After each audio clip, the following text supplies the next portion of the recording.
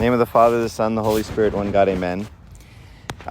So I wanted to talk about something that kind of touched me last week. And it's a particular story, but it's a really good story. And I kind of want to focus on this one.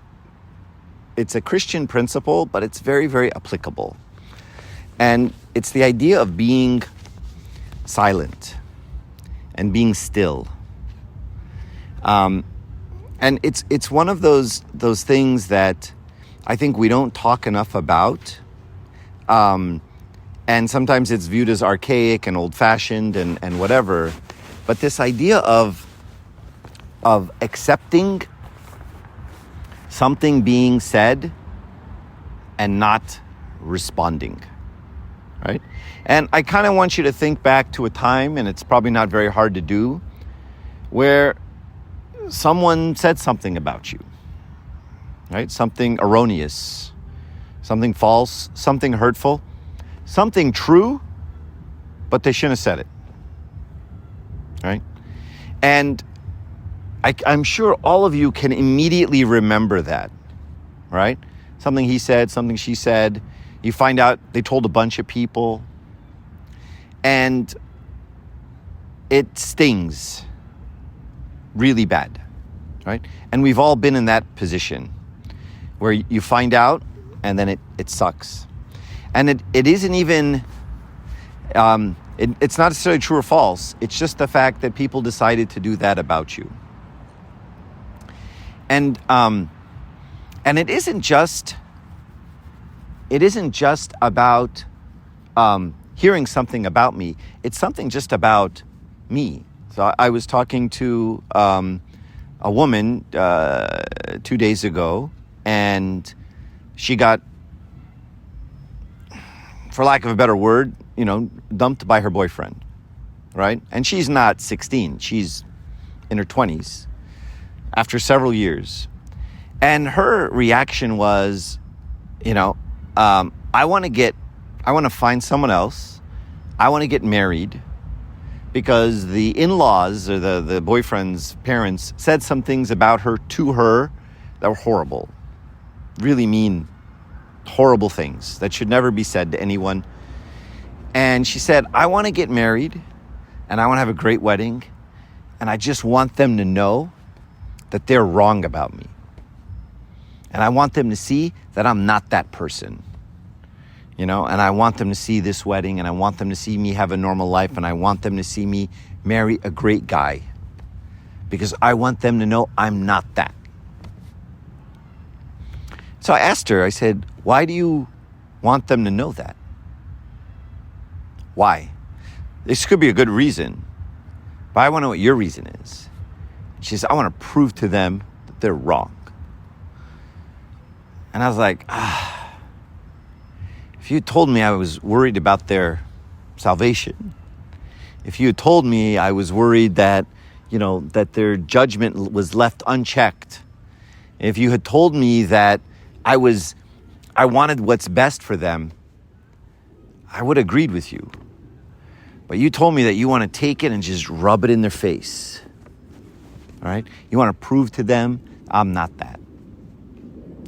And so that part of her, I told her, look, that's a normal reaction. I'd have the same reaction. I'd want to shove it in their face, say, I'm not that.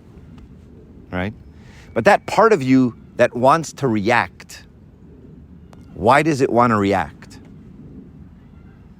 What is it in you that makes you want to show that that's not you, that I'm right, that I didn't say that I didn't do that thing, that I'm not like that? What is it about you? Something in you, right? And if we probe further and we're super duper duper honest with ourselves, we realize, what's the answer? When someone says, I want to tell the world that I'm not like that, your friend's telling you, I'm going to prove them the wrong. I heard they said this. Well, who did they talk to? They talked to him. Okay, I'm going to go talk to him. Well, who did he talk to? He talked to her. I'm going to go talk to her. And who did she talk to? Well, she posted on Instagram. Oh, crap.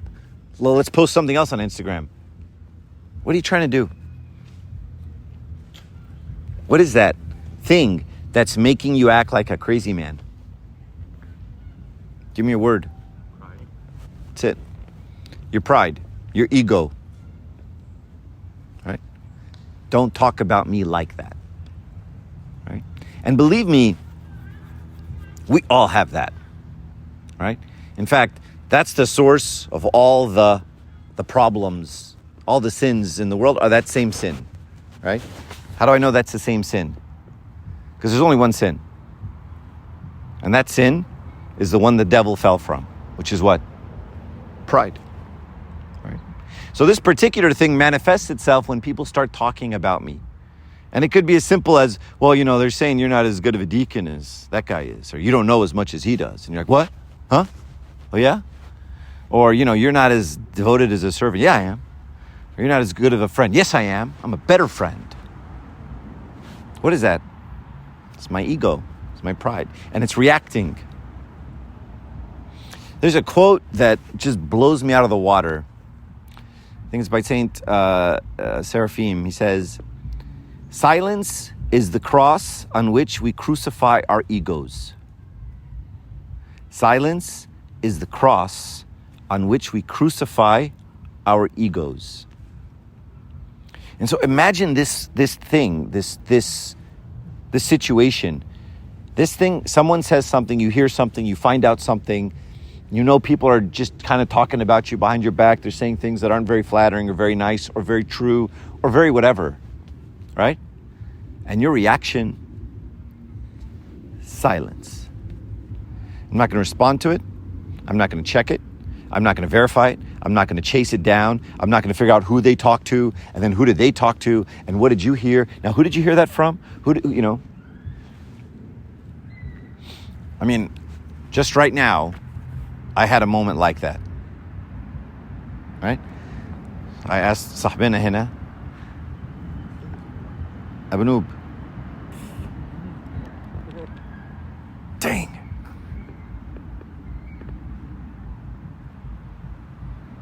Anthony.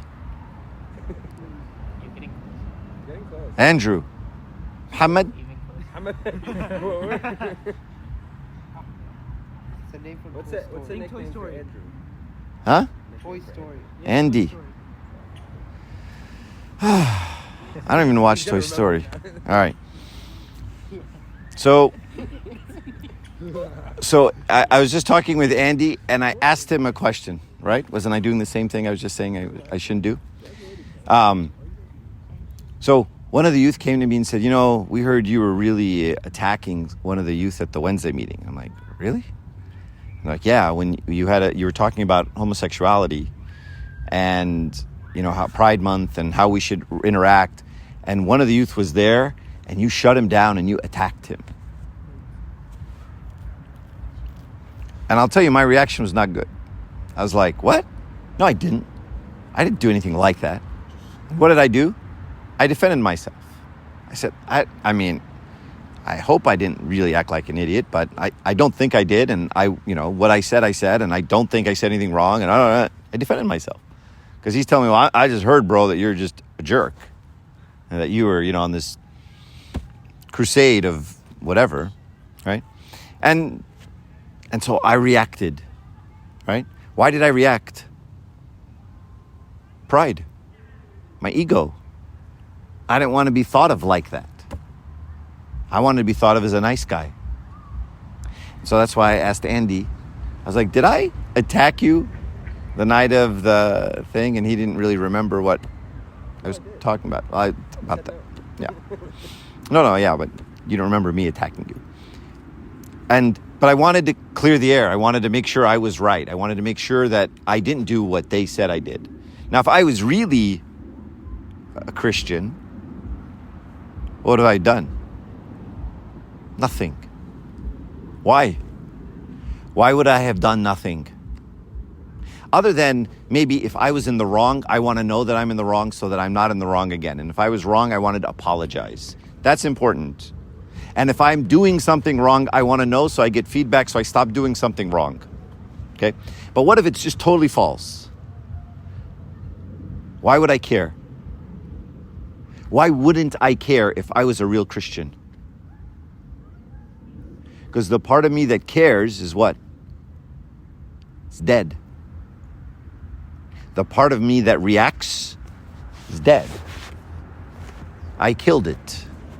I killed that part of my ego and my pride. Right? And that's the goal and the work of the Christian. It's like when you have a cadaver, right? And you take a very sharp knife and you poke it. It doesn't jump. It's dead. You poke me, I jump. Right? I've told you this story many times about Abbot Trifon, the Starbucks. Told you this story? And people have heard this story. Maybe I won't tell the story. But, so I want to move forward from silence to stillness, because I think they're both very related. On Sunday, we read a story in the Cynic Tsar. Does anyone remember whose story we read? Saint Marina. Okay, Saint Marina the monk. Everyone heard her story? It's an interesting story. Her mom died. Her dad said, I want to go become a monk. And she said, you're not going to leave me, are you? She's 10 years old. And he's like, well, I'll put you in a house for girls. And she's like, no, take me with you. So the dad goes, all right, I'll take you with me. Dad goes, becomes a monk. He takes her in his cell. She grows up and he's like, but you're a woman, you're not allowed to be a monk. She said, no problem. I'll just put on the garb, shave my head, and I'll just look like a feminine monk. I think, no, she wasn't 10. I think she was older. I'll look like a feminine monk. And, some guys can't grow beards, whatever, right? So she goes, she lives with her dad for 10 years. Leave Kira alone. And she goes, she lives with her dad for 10 years. Her dad dies. Now she's a monk by herself. Everyone thinks she's just one of these, feminine kind of guys, but whatever, right?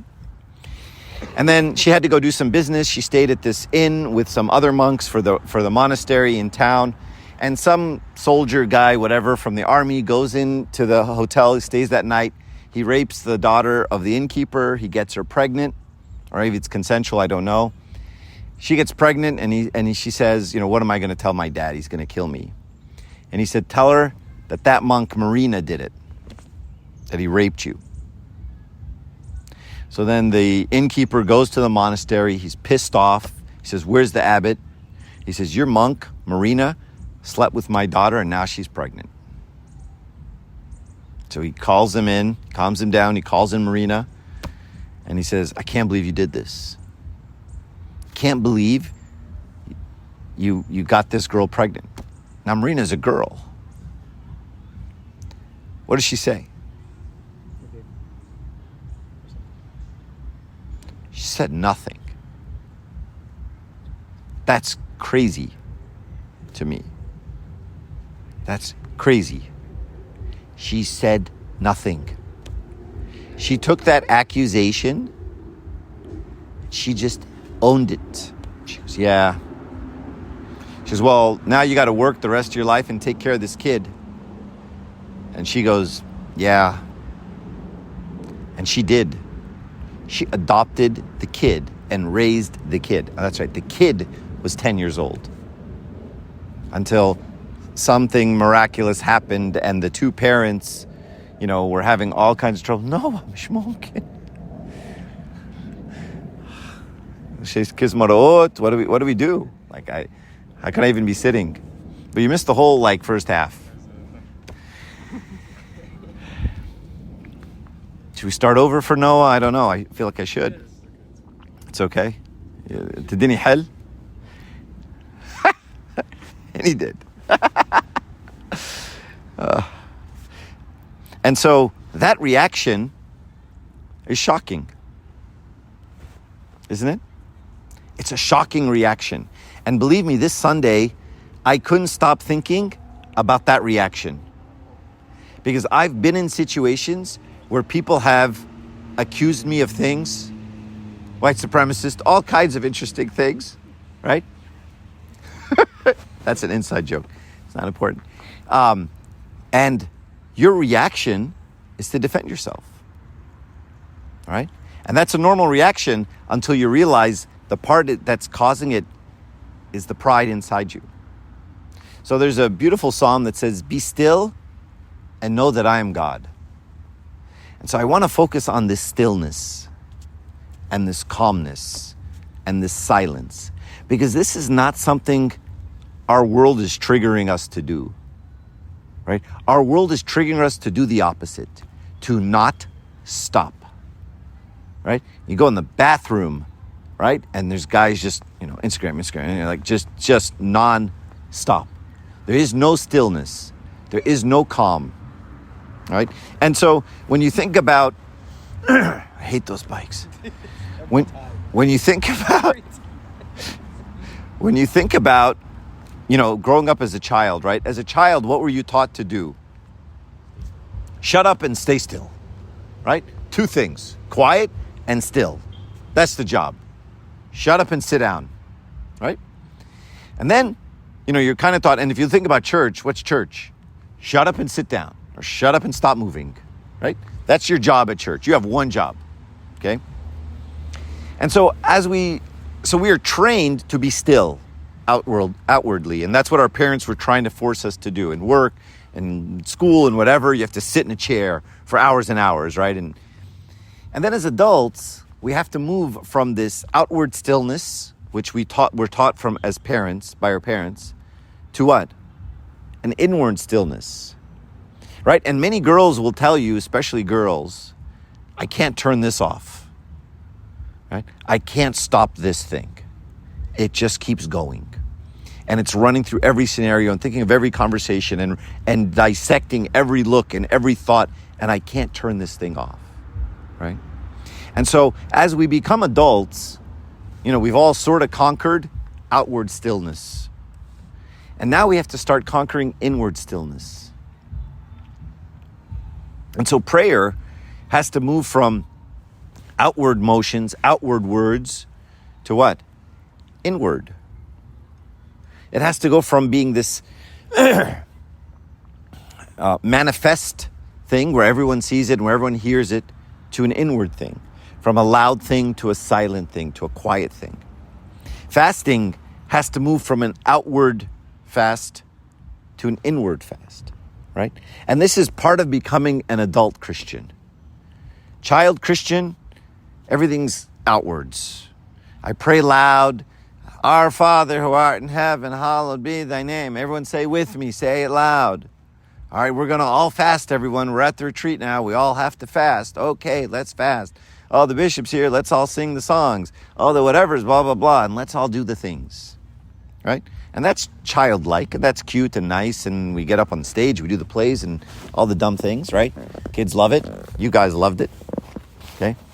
But then we grow up, we become adults, right? And it's time to go from that outward hoopla, outward sounds, outward actions, to inward.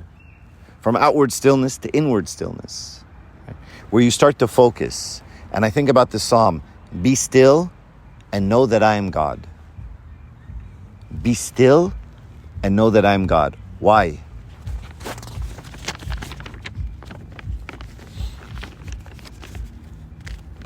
When do you feel your parents' tenderness and love the most?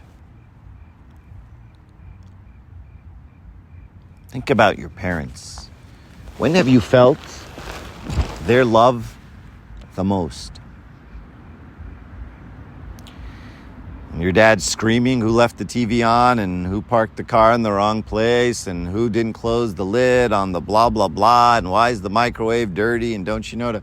Is that when we feel... Think about your parents. Think about a tender moment. Think about the moment. I'm guessing the moment was what? Quiet. It was still.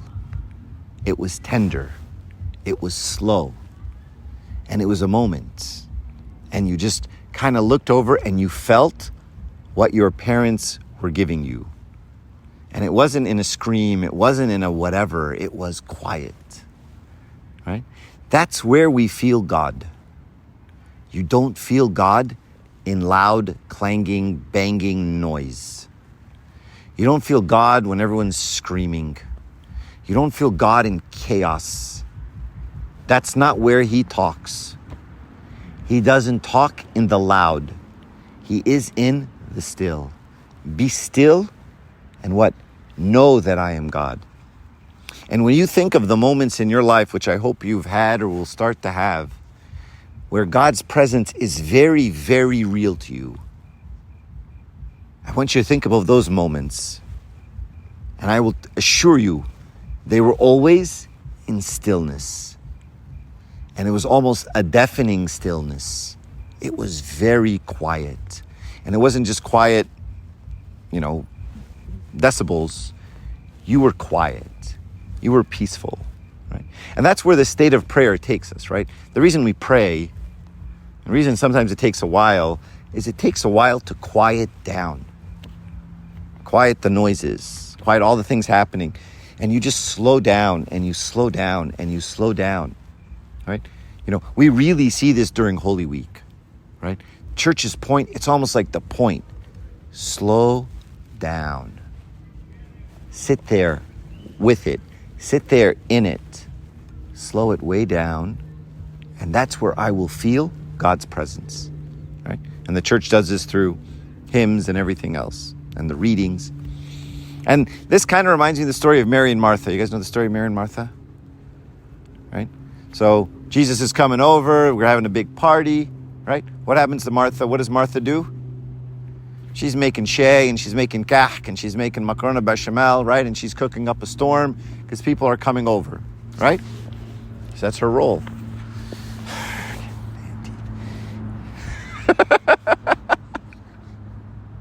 Andy will die young. There's no doubt. Right? And so she's running around. And what does she do? She goes and complains to Jesus that what? Who knows the rest of the story? Noah, what's she complaining to Jesus about? Shut there, Noah. He can when thrown in a situation, I was very impressed.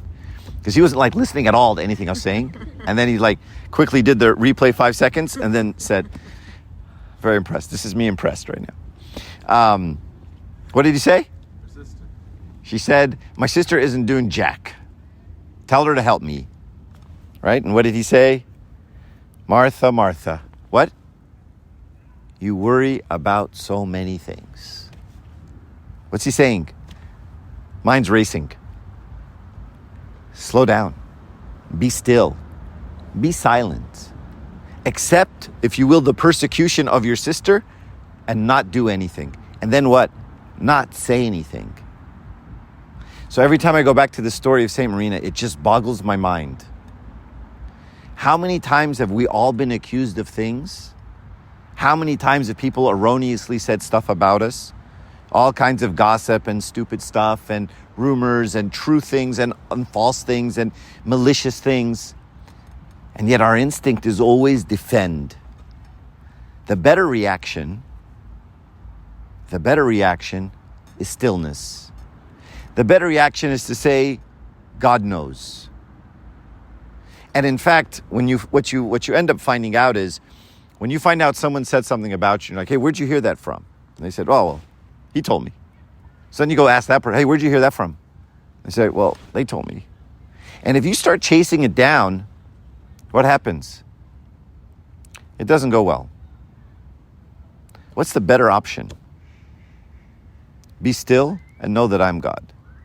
The better option is crucify the self on the cross of silence. Let your actions speak louder. Believe me, the people that talk trash, and there are all kinds of people, and we're all trash talkers. Eventually, I'm just giving you some advice, the truth always comes out. People always figure it out. No matter how bad you think it is, the truth always comes out.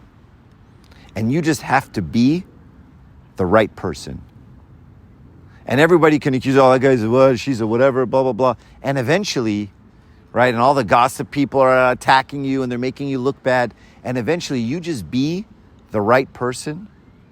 And no matter what was said, and no matter who it was said to, and how many people shared it and did whatever, the truth always comes out.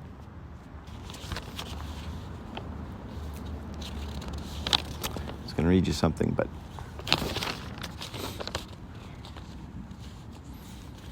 so I'll read you this quote. It says, God is always in the gentle breeze. And I was going to read you this long quote from Elijah. But Elijah appeared to God. Elijah was in the cave and God appeared to him. I'm going to read you the part that it says, then a great and powerful wind tore the mountain apart and shattered the rocks before the Lord. But the Lord was not in the wind. After the wind there was an earthquake, but the Lord was not in the earthquake. After the earthquake came a fire, but the Lord was not in the fire. And after the fire came a gentle whisper. And when Elijah heard it, he pulled his cloak over his face and went out and stood at the mouth of the cave. And so this quote just shows you, right? God is in this whisper. So he's always found in the gentle breeze. He's always found in the silence. And we want him to be there with the flashing lights and the big sounds and the loud singing and the whatever hoopla at church. But he appears to us in those moments when we are the most broken, when we are the most hurt, when we are the most lonely, the most alone, the most silent. And in those moments, God is very loud. And he's so loud in those moments that you will find yourself hearing his voice so loudly that you will find yourself in tears. And you won't understand what's happening. And just like this story with Elijah, he wasn't in the earthquake, he wasn't in the wind, he wasn't in the fire, he was in the gentle whisper. And that's where he talks to us. And in fact, when you meet someone who's met God like this, and you ask them, why do you believe in God so much? And they tell you the story, it's never a good story. It's never very convincing, right? You'll say like, well, how do you know? It's like, because I was thinking this thing, and that at that very moment, as I was thinking, Bob showed up and said, I like catfish. And you're like, really? That's why you're a Christian? That's why you believe in God? You're like, you don't understand. And you know what? You don't. Because when God meets us, it's that personal. It's that intimate. And when he meets us, you can't describe it to somebody else. Because it's not them. It's only you.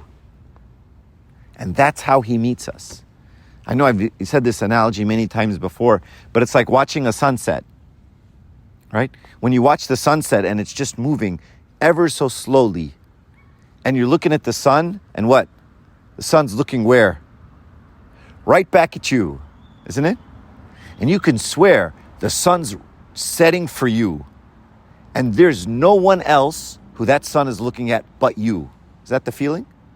And you walk left, you walk right, sun's looking right at you, and it doesn't move.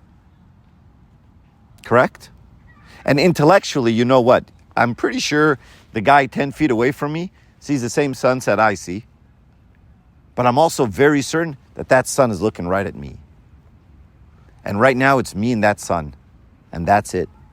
Is that right? Is that how sunset feels? This is exactly how life with God feels.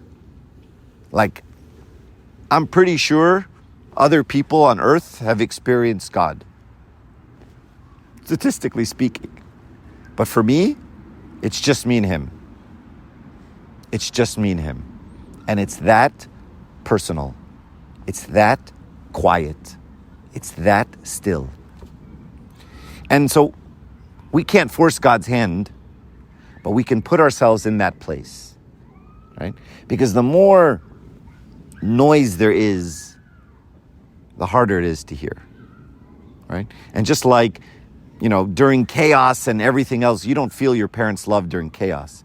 You feel your parents' love in the quiet, in the still, when your mom or dad reaches over and just holds your hand or says something nice to you, right? Those are the moments where you're like, wow, they really love me. And those are the only moments. And so what we can do is still ourselves internally and focus on less noise, less talking, less defending ourselves.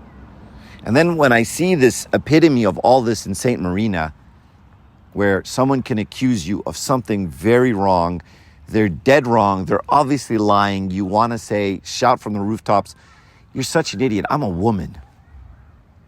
I mean, that's what I would say. And she just quietly took it. And I think, man, I can't take a fraction of that accusation.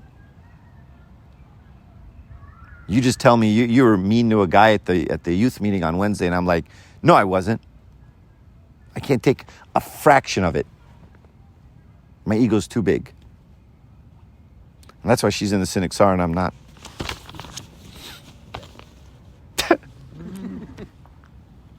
I'll read you this quote. It's beautiful.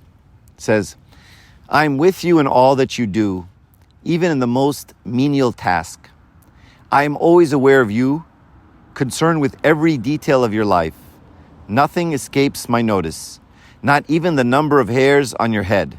That's a sore subject. However, your awareness of my presence falters and flickers, and as a result, your life experience feels fragmented.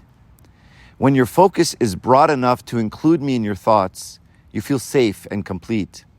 When your perception narrows, however, so that problems or details fill your consciousness, you feel empty and incomplete. Learn to steadily look at me in all of your moments and all of your circumstances. Say that again. Learn to look steadily at me in all your moments and all your circumstances. Though the world is unstable and in flux, you can experience continually through my uninterrupted awareness of my presence. Fix your gaze on what is unseen, even as the visible world parades before your very eyes. Do not fix your eyes, and St. Paul says in Corinthians, so we fix our eyes not on what is seen, but on what is unseen. For what is seen is temporary, but what is unseen is eternal. One of the, hopefully he doesn't mind me telling the story, one of the iconographers that was here painting the chapel, I don't know if you guys have seen the chapel, but it's just like icons all around. And the reason, in Egypt and monasteries paint chapels and churches like this is because the icon is a window into eternity, the image of the invisible. And one of the things he was talking to me about, his parents both recently passed away. And he was reading a lot about NDEs, near-death experiences. I don't know if you guys ever read about near-death experiences, but it's haunting and shocking. The similarities of people who have flatlined, whatever, in the hospital and come back, and what they say, the consistency across their accounts, different countries, different years, different religions, different whatever. It's amazing. And the way he depicted it to me is that they're just right there. They're just right on the other side. And they're not somewhere else, right? Because we say in the creed that God created the heavens and the earth. What does that mean? Created the earth and the sky? Is that where heaven is? Sky? Isn't the sky kind of earth? He's not talking about the heavens and the earth. He's talking about the visible and the invisible. Right? The earth is visible and the heaven is just invisible. So the saints are where? All around us. And the saints are where? They're in heaven. God is where? All around us. And God is where? In heaven. So those two must be the same thing. So when I say that the saints are in heaven, and we say, the saints are out there praising God, and you're like, what are they praising God about? They're just, singing hymns. They're saying, holy, holy, holy, over and over again. Doesn't that get boring? Like really boring? Is that what they do? They just say, God is great. God's awesome. God's great. God's awesome. God's great. God's awesome. Redundant. So what are they doing? Why are they praising? They are praising God continuously. Why? Over what? Because they now see what you don't see. Because they're all around us, and now they see God's glory for what it is. They see what he's doing with us for what it is. They see the car accident like you saw the car accident, but they see God's intent behind the car accident. And they're like, dang, glory be to God forever. And they see the person get cancer, and I cry, and they see everyone crying, but they see what God's doing. And what do they say? Glory be to God forever. And so they're praising God because every one of our lives, in one of our situations, they're seeing the fullness of what God's doing. So I love this. Though the world is unstable and in flux, you can experience continually through my uninterrupted awareness of my presence. Fix your gaze on what is unseen, even as the visible world parades before your eyes and what is seen. Okay, I'll stop there. Does anybody have any questions, comments, thoughts? Yes, sir. So when you say we should defend ourselves less, that doesn't obviously mean that we should never defend ourselves, right? Never and always are never a good thing to say. So I'm never saying never, but I think we defend ourselves way too much. And if you look at why you're defending yourself, you'll find that the reason is your ego, my reputation, how I look, what people think of me. And people love to talk trash, right? Everybody's talking trash about everybody. You guys especially love to talk trash about each other and about clergy, apparently, right? So not just me, all of them. It's just a pastime, I guess. But my point is, when I look at why it is, if I'm going to defend myself, there has to be a reason, okay? If I'm going to defend myself against Andy, then the only reason I'm going to do it, and I mean the only reason I'm going to do it, is Andy's salvation is on the line. And so I will let you know if there's something that affects your salvation, or because my salvation is on the line. There's something wrong with me. So I'll have a discussion with you, and I'll say, tell me what I said wrong. And I need to evaluate that, and I need to strip out my ego. And if I may hear something I don't like, but I got to learn how to react to that and say, you know what? Yeah, it sucks. I suck. Shouldn't have said that. I said it because I was angry. I said it because I'm selfish. I said it because I was pissed. Shouldn't have said that. So I can correct myself. Or I want to correct maybe something I said and apologize to you, right? But if I'm like going in guns blazing because I want to defend my prestige and my honor and my rep, let it burn. Yes, sir. I guess like my question is like for like the example like Saint Anna, couldn't like her just taking it like have cornered because So that's a great point. And every once in a while, Satan uses that kind of argument against us, right? So, Mark, you really need to defend yourself because, you're a clergy member and, this reflects on the diocese, this reflects on Ambassadapio, and this reflects on the clergy. What are people going to think of the clergy if they think that of you? So it's very easy for Satan to then take this idea and get me to defend myself, right? Just like he can say, well, they should respect you because they should respect the clergy. And I say, yes, I'm the clergy. I should be respected because I'm clergy, right? And all of a sudden, the reason I've got a big old ego and I'm asking you to carry my bag and I'm telling you to do all this stuff for me is because I'm clergy and I need you to respect the kahanut. When actually, if I poke a little deeper, it ain't that, right? So just that same argument can be used against all of us, right? Oh, I'm just trying to protect monasticism. It doesn't need your protection. In fact, God doesn't need your protection, right? When I hear someone say something blasphemous, even, does God need me to protect him? Does God need me to point out what's wrong in people? Right? And I think we have a little bit of this mindset. If I don't say something, then people will think it's right. So I need to stand up for what's right. That's kind of true, but we do it way too much. There's a lot more, I just need to say what's right. I just need to, I need to speak the truth. No, I think you want to go after that person. I think you want to win the argument. I think you want to hear yourself talk. There's a lot more of that going on than I just want people to know who Jesus is. And the beauty here is she didn't succumb to that argument and then God fixed it. Right? And so when I'm silent, Pope Kyrillos said this, right? When he was attacked, and he was attacked by his own priests, right? Ambassadopin would have cut their heads off, right? Any bishop would cut their heads off. Any pope would cut their heads off, right? Not literally, of course. But when his own priest came after him, and people were like, what's wrong with you?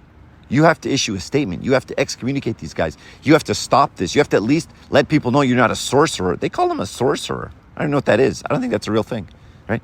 But they called him that. Witchcraft, voodoo guy. He would say, if I speak, then God won't. Look at the faith. This is the faith St. Marina had. If I speak, then God won't. And then God did, right? I forgot exactly how the story ends. If anyone can remind me, it's great. But 10 years later, I think that couple were both like having some kind of trouble or something, and they had to come and... The husband was couldn't speak. Yeah, he couldn't speak, that's right. Huh? I thought she died. Yeah, she died, and then when she died, they confessed, and then he got his first wife. Yeah, what made the couple go back and they went to St. Marina and apologize and, yeah, but God did that, right? Yep. Is inward silence obtained through prayer? Because I feel like even if you go and you sit in silence, you can still be surrounded by noise. So inward silence isn't about being silent. It's about a stillness mentally, but it's exactly what this quote says, fixing your gaze, right? It isn't about being silent, it's about who you're looking at, right? And I know you've all heard me say many times now, when I look at this icon of Peter and Jesus, right? And you can see it? The concept of Christ walking to Peter, and the only thing that Peter did wrong was what? He took his eyes off God, right? He took his eyes off Christ. And that was the sin that Peter did. He looked at the world, right? So inward silence has nothing to do with speaking. You can be quiet and noisy, and you can be loud and still inside, right? Because the focus is God, even in a conversation. I know you guys I've told all these stories before, but I'll tell you one more. You guys know where Mount Athos is? So it's a peninsula off the coast of Greece, and it's got several monasteries on it, like dozens and dozens of monasteries. It's considered one of the holiest places on earth because of all the monasteries that are on it. And there's a documentary show called 60 Minutes, and they go out and they do 1-hour documentaries on different things, and it's actually kind of like a news magazine back in my day, but it was really well done. Like, it's high quality journalism. They spent weeks working on these things.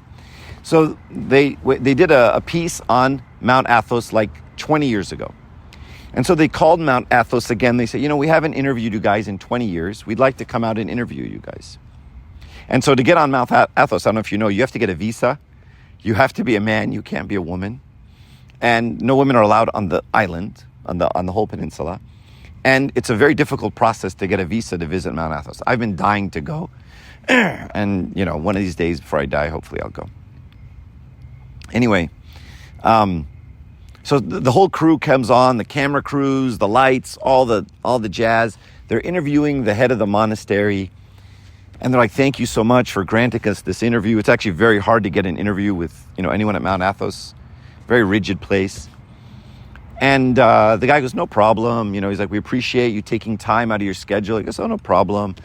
And the guy goes, I know, we're interrupting your prayers and everything else. And the monk laughs. He just kind of chuckles, just a little bit. And then he goes, oh, no, don't worry about it. It's fine. And the guy goes, I'm sorry, why did you laugh? He goes, no, it's fine. It was no big deal to grant you this interview. And he goes, no, you just laughed right now when I said I was interrupting. Aren't we interrupting? And he goes, no. He goes, well, of course we're interrupting. I'm interrupting your prayers, aren't I? And the monk says, what? Of course not. And he goes, well, are you praying right now? And the monk says, of course I am. What an answer. So he's interviewing for the show. And the guy goes, what? I know I'm interrupting you. Are you praying right now? And his answer is, of course I am. You ask a question, I pray, then I answer. Stillness. Why? The gaze is on God. In the middle of what could be like, this is a big interview, this is a big moment for the monastery, this is going to be on TV, this is national, if we do a good job, more donations will come in. I'm sure Satan was running all these things through his head. And he had one look. He looked at Christ. That was it. And so he's in the middle of cameras and lights and people and all this stuff and microphones and take two, and he's totally still because his focus is deep, right? So it isn't a function of your circumstances, right? And Abuna Loa's book, hopefully you guys have read it, Memoirs from the Prison. Abuna Loa Sidaros, he passed away. This is his, I think, 2nd year anniversary. He was imprisoned by the Sadat regime as an outspoken priest, along with Pope Shenouda and many other priests and bishops. You should read those things, right? Memoirs from a prison. He was in an Egyptian prison. It's not pleasant. And the way he talks about that place is heaven on earth. Stillness. Silence. You're in prison. You're getting beat. You're not getting any food. You're not even getting ventilation. Some of the priests would pass out because there wasn't enough air. And you read his account, stillness. Right? He isn't disturbed by any of these things. Why? The gaze is on God. Anybody have any other questions, comments? I have a technical question. Yes. The story of so, aren't monks supposed to be celibate? Yeah. So how did her dad become a monk? No. There's what current practice is, and then there's principles of Christianity, right? So the current practice is, you have to be. I don't think you have to be celibate. You can be formerly married and you can go to a monastery, and they may or may not let you in. It's not the end of the world. Peter was married, right? And so, the Council of Nicaea basically said that when we pick a bishop, we're going to pick them from among the priests, from among the monks, right? But that doesn't mean a bishop can't be married, right? In fact, the Pope who put together the Coptic calendar, who knows which Pope this was? Bonus points. Can't answer that one off the fly. Pope Demetrius, right, who put together the Coptic calendar, how do we know he was to be Pope? Who remembers the story? He was married, right? And he was called the vine dresser because he showed up with a bunch of grapes. And then the Pope before him had a dream, says the guy who shows up with the grapes the next morning, he's the next Pope. The guy shows up with grapes. That's pretty random. He goes, I guess you're the Pope. He's like, I'm married. Can't be Pope, right? And then through a miracle in the church, he took live coals and he put them in his farageya and he held them up like this. And he took the censer and he dumped it in his thing. And it didn't burn through. Right? And so it was a sign to all the people because all the people were being scandalized. How could a married man? So anyway, So we have general principles, right? That we pick we pick bishops from among the monks. We want the monks to look like this. We want them to have a degree. But these aren't like, God said rules, right? These are just practices we do to kind of keep order. If someone shows up and wants to, sure,